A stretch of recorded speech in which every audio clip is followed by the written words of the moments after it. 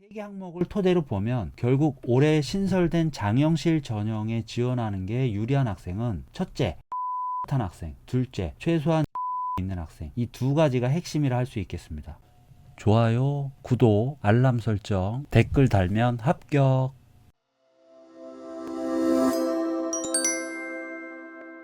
안녕하세요, 임태형입니다. 오늘은 2023학년도 한국과학영재학교 한과영 입학전형 분석해보는 시간 가져보도록 하겠습니다. 한과영은 8개 과학영재학교 중에서 지원 학생 수가 가장 많은 학교이고요. 우리나라 최초의 영재학교이기도 합니다. 올해 한과영 신입생 선발은 예년과 비교했을 때 적지 않은 변화가 있을 예정인데요. 곧 말씀드릴 장영실 전형이라든지 또 영재학교 중에서도 작성 분량이 비교적 많은 자기소개서, 그 다음에 관련 증빙 자료들, 올해 입시에 도전하실 분들 어떤 준비 필요한지 또 어떤 내용 아셔야 하는지 짚어보도록 하겠습니다. 아무래도 올해 한과영 입시는 이 장영실 전형이 생겼다는 게 가장 큰 변화를 할 수 있겠습니다. 한과영은 이미 4월 초에 학교 홈페이지에 올리는 학교 교육 계획서를 통해서 이 장영실 전형의 신설을 예고한 바 있습니다. 새로운 방식으로 학생을 선발한다는 이야기일 텐데요. 정말 간단하게만 말씀드리자면 이 장영실 전형은 기존의 한과영에서 각 단계별로 우수한 학생들을 우선 선발하는 전형을 일부 치렀었는데 이 우선 선발 전형을 보다 정례화해서 이 장영실 전형으로 바꿨다, 이렇게 이해하시면 되겠습니다. 장영실 전형 지원 자격 보시면 일반적인 지원 자격은 예년의 지원 자격과 크게 다르지 않습니다. 그런데 이 밑에 보시면 거기에 덧붙여서 더 구체적인 지원 자격을 몇 가지를 명시했습니다. 한번 같이 읽어보면요. 수학 또는 과학 영역에서 탁월한 역량을 보이는 학생, 도전 정신과 열정이 돋보이는 학생,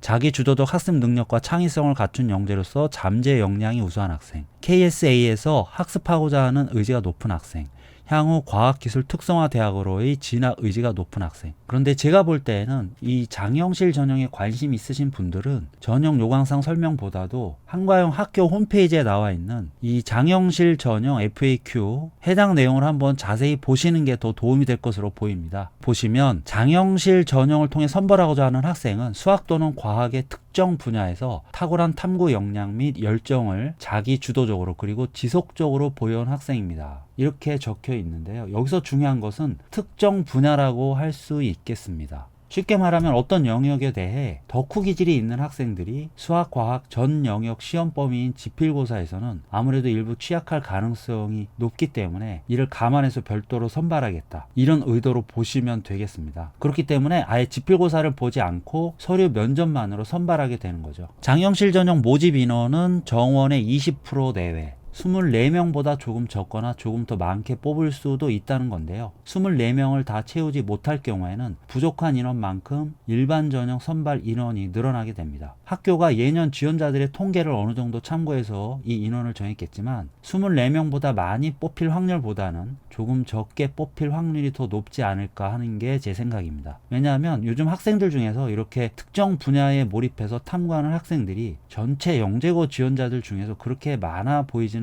않았었고요. 물론 한과영은 그런 학생들이 그래도 비교적 다른 영재고들에 비해서 가장 많이 지원하는 영재고인 것은 맞습니다. 그래서 한과영도 이런 전형을 신설한 것으로 보이고요. 하지만 이 장영실 전형 자소서 항목 등을 보면 분량도 방대하고 적어야 할 내용도 다양하기 때문에 그만큼의 스펙을 내실 있게 채울 수 있는 학생들이 그렇게 많지는 않을 것으로 보고 있습니다. 물론 어디까지나 개인적인 소견이고 이런 소수 선발 입시에서 지원자 성향이나 통계는 정확한 예측이 어렵기 때문에 그냥 참고만 해주시면 되겠습니다. 하지만 그래도 일반 전형보다는 경쟁률이 낮을 것이라는 예상은 좀 더 높은 확률로 해볼 수 있겠습니다. 일단 이 새로운 전형에 대한 예고가 불과 입시 시작 한두 달 전에 나온 것이기 때문에 기존 입시에 맞춰 준비해온 학생들이 남은 기간 동안 얼마나 잘 준비할 수 있을지가 의문이고요. 일반 전형에 중복해서 지원할 수 없는 상황이기 때문에 학생들 입장에서 신설 전형에 공격적으로 지원하기가 심리적으로 쉽지는 않을 것으로 보입니다. 급하게 방향을 바꿔서 장영실 전형에 지원하는 학생들도 남은 기간 서류나 면접 준비에 내실을 기하기는 다소 빠듯하지 않을까 하는 생각도 듭니다. 그렇기 때문에 지원자가 설사 예상보다 많더라도 한과영 눈높이에 맞는 수준의 학생들은 소수일 것으로 예상이 됩니다. 있습니다. 다만 한 가지 변수가 있다면 아무래도 영재고 입시에서는 2단계 지필고사가 가장 부담스러운 과정이기 때문에 다른 영재고를 희망했던 학생들 중에서 지필고사를 피해서 일부 한과형 장영실 전형에 지원하는 경우도 생길 수 있다는 것이겠죠. 하지만 우리나라 영재고 희망 학생들의 대다수는 지필고사 중심의 학원 수업을 토대로 입시 준비 스케줄을 꾸려왔기 때문에 이런 방향 전환도 그렇게 쉬운 일은 아닐 것으로 보고 있습니다. 그렇다면 장영실 전형에는 과연 어떤 학생들이 지원하는 것이 좋을까요? 전형 방법을 좀 더 자세히 살펴보고 영상 뒷부분에서 다시 한번 정리해서 말씀드리도록 하겠습니다. 장영실 전형 일정 보면요, 원서 접수나 1단계 합격자 발표는 일반 전형과 동일한데 지필고사가 없다 보니까 일반 전형 학생들이 지필고사를 보는 7월 10일 이후부터 약 한 달간 구술 및 면접 평가가 이루어지는 것으로 되어 있습니다. 물론 여기 이렇게 적혀 있다고 해서 꼭 한 달 동안 진행되는 것은 아니지만 아마도 지원자 수에 따라서 인원을 분산시켜서 각기 다른 날짜에 면접을 보는 것으로 예상해 볼 수는 있겠습니다. 여기 전형 요강 설명만으로는 정확히 알 수는 없습니다. 어쨌거나 이르면 7월 중순쯤에 자신의 면접 날짜가 잡힐 수 있다는 점은 고려하고 지원하셔야겠습니다. 제출 서류도 일반 전형과 서류 종류는 동일하지만 각 서류 세부 내용은 약간의 차이가 있습니다. 자소서 추천서 항목이 일반 전형과 조금 다르게 구성되어 있는데 이 부분은 뒤에 가서 다시 한번 자세히 살펴보겠습니다. 탐구활동 증빙자료도 일반 전형의 자소서 증빙자료와 동일하게 3건 이내의 이미지 파일로 첨부하면 되는데 일반 전형 지원자들은 이 자료 제출이 필수는 아닙니다. 실제로 제출하지 않고 합격하는 학생들도 많았었고요. 그런데 장영실 전형 지원자들은 이 증빙자료가 최소 한 건은 반드시 제출되어야 합니다. 3건을 꼭 채워야 하는 것은 아니지만 자신의 탐구 역량을 보여줄 뭔가 구체적인 자료가 하나쯤은 반드시 있어야 한다는 거겠죠. 올해 첫 시행되는 전형이라 지원자들의 제출 자료 수준이 어느 정도나 될지는 예상하기 어렵지만 예년 일반 전형 지원자들의 자소서 증빙 자료를 토대로 예상해 보면 과학은 당연히 실험이나 탐구 보고서가 많을 거고요. 수학은 문제풀이나 증명 또는 실생활 연관 문제 탐구 사례가 많을 것으로 보입니다. 이 전형 요강상에는 수학 또는 과학 관련 관심 분야에 대한 의미 있는 질문이나 주제 및 이를 해결하기 위한 활동, 활용 도서 및 자료 등이라고 적혀 있는데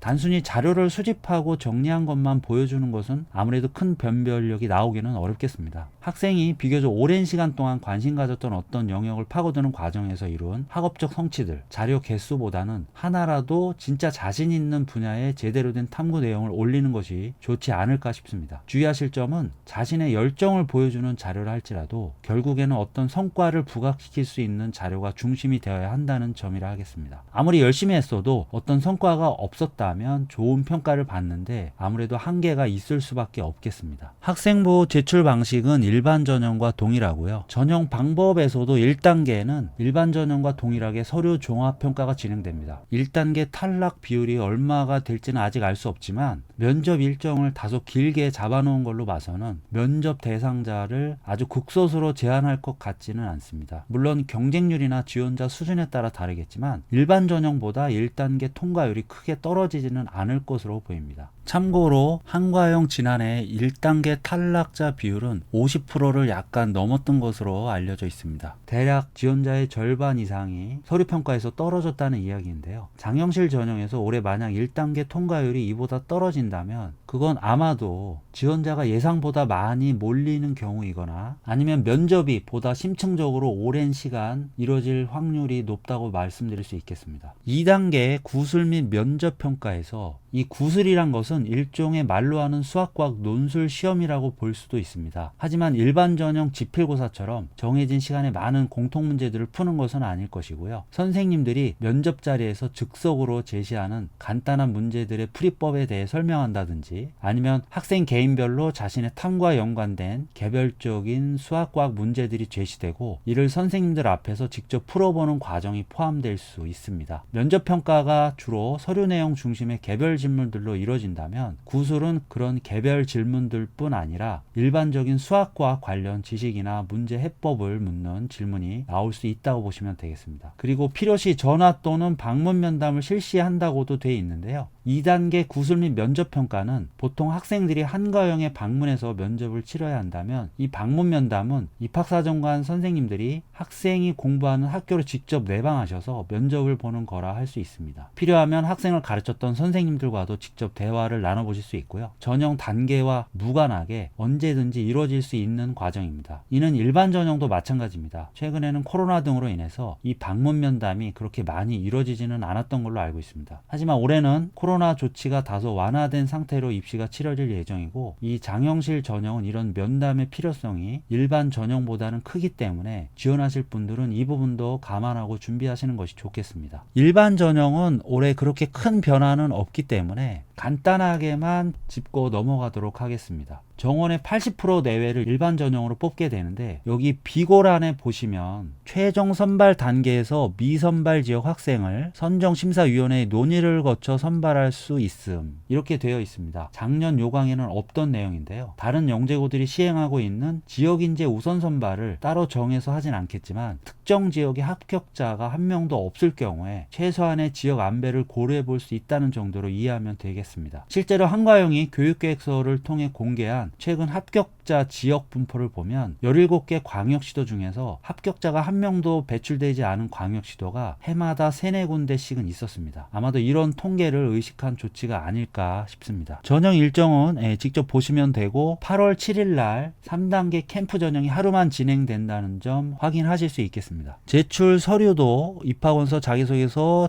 증빙자료, 추천서 AP 지난해와 동일하고요. 전형 방법도 예년과 동일하게 3단계로 진행됩니다. 지난해 전형 설명과 비교할 때 2가지 달라진 점이 있는데요. 하나는 2단계 통과 인원, 그러니까 3단계 대상자 규모가 작년에는 160명 내외로 명시됐었는데 올해 전형에는 해당 설명이 빠졌습니다. 그리고 비거란에 보시면 작년까지 있던 각 단계별 우선 선발 관련 내용도 아까 말씀드렸듯이 올해는 빠졌습니다. 3단계 전형 대상자 규모를 특정하지 않은 이유까지는 저도 잘 모르겠습니다만, 3단계 전형 자체가 크게 바뀌는 것으로 보이지는 않기 때문에 대상자 규모도 그렇게 크게 변하지는 않을 것으로 예상하고 있습니다. 이 부분 관련해서는 추후에 한과형 설명의 영상 등을 통해서 다시 한번 확인해 보시는 것이 좋겠습니다. 유의사항에서는 아까 말씀드렸던 장영실 전형과 일반 전형 중복 지원하면 안 된다, 이 부분만 유의하시면 되겠습니다. 나머지 내용은 일반적으로 알고 계신 의대 진학 제한이라든지 중학교 마지막 학생부가 안 좋으면 합격이 취소될 수 있다는 점, 이런 내용들만 확인하시면 되겠습니다. 이번에는 한과형 자소서 항목 한번 확인해 보도록 하겠습니다. 일반 전형과 장영실 전형 6개 항목 수는 똑같지만 이 중 3개 항목은 내용도 동일하고 3개 항목은 내용과 분량이 모두 다릅니다. 장영실 전형에서 글자 수도 많고 일반 전형과 다른 1, 3번 항목이 결국 장영실 전형이 원하는 인재가 누구인지를 가장 구체적으로 드러내고 있다고 볼 수 있겠습니다. 일반 전형 6개 항목은 지난해와 동일한데요. 한과형이 지원자를 선발해야 하는 이유, 그 다음에 자신을 소개하는 데 도움되는 가정환경 및 지역 학교 환경, 그리고 수학과학적 재능, 수학과학 분야 이외의 관심 분야, 그 다음에 선생님과 친구 관계, 그리고 추가로 언급할 사항, 이렇게 6개 항목인데, 장영실 전형은 첫 번째 항목이 특기 탐구 분야에 집중하게 된 계기, 탐구활동의 내용과 방식, 그리고 이를 통해 이룬 지적 성장 과정을 구체적으로 기술해 주십시오. 2천자로 분량도 꽤 많이 배정이 되어 있습니다. 지원자의 특기 탐구 분야를